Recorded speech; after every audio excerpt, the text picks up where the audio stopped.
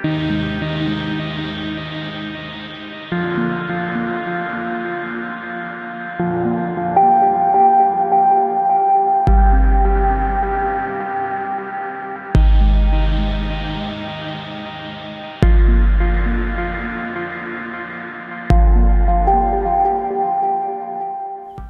and welcome back to the channel. In today's video I'm driving the 2013 Mazda 3 MPS. Now it's been lent to me by my mate Glen. Thank you so much, legend, for letting me borrow your car. The reason that I'm driving this car today is, if you're not already aware, for the 8 years prior to me getting my MX-5 I actually owned an XR5 Turbo, and the Mazda 3 MPS is its direct competitor.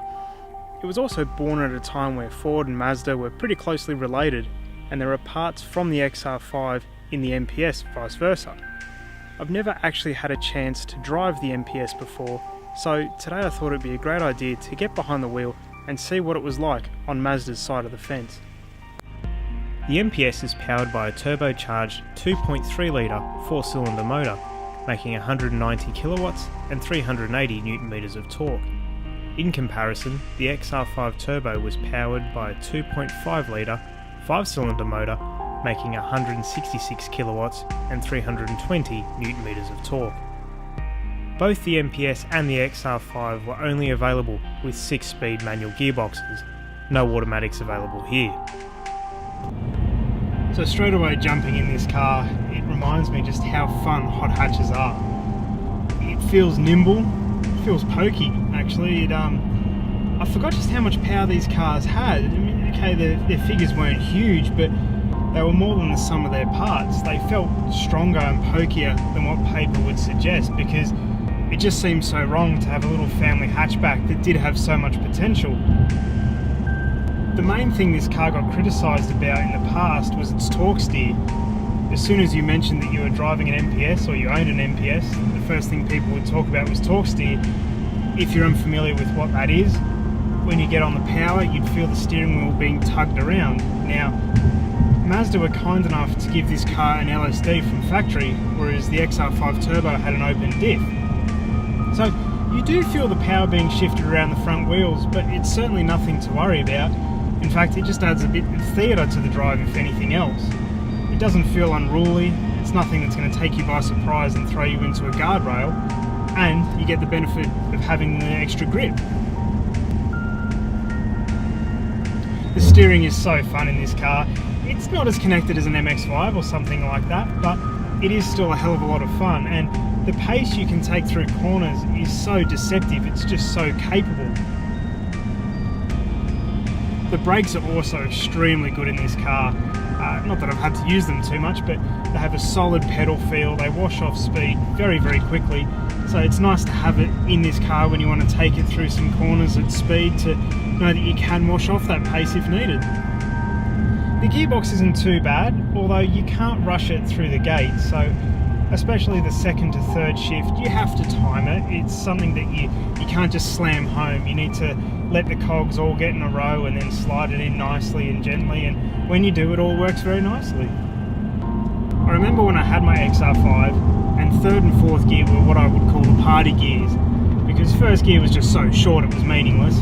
Second gear you'd be fighting for traction. Once you were finally in third, you could really just foot flat and enjoy the torque that it had on tap, and it's the same in this car as well. Second gear is more useful thanks to that LSD, but once you hit third and fourth, it's amazing just how quickly this builds speed. It also means that overtaking is a piece of cake. So the interior feels a little bit dated by today's standards. It's nothing bad at all. It's just amazing how quickly technology moves on, I guess, and how quickly you get used to having so much tech in your cars.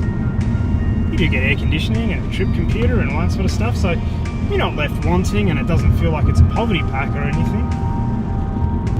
The seats are very comfortable as well, and that's something I remember from my XR5, was just how good those seats were. These aren't Recaros or anything, but they are very, very comfy, and they feel like you'd be able to do long drives and no problem. Taking through some twisties, once again, nice and supportive, not a problem at all. Driving this really does remind me of my old XR5s, and just how much fun a hot hatch is to own, and just how great hot hatches really are in general, you know. having a car that's practical, can go do the shopping, can carry kids around as Glen does in this.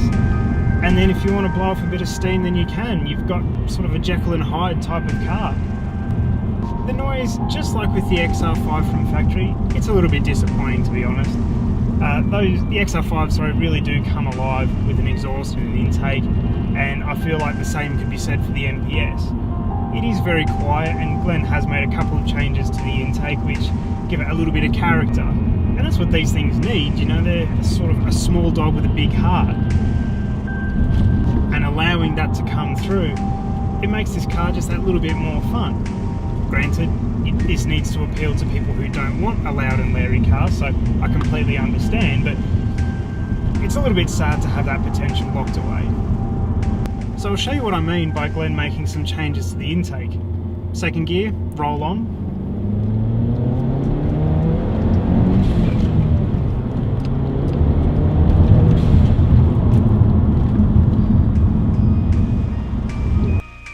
Getting to drive the MPS today has been awesome. Being able to take a step back in time and remember just how fun a hot hatch really is. A huge thank you to Glen for lending me the car for the day, and if you've enjoyed this video, please give it a thumbs up. I always enjoy seeing that you like the content that I create, and as always, I hope you have a wonderful day, and I'll see you in the next video.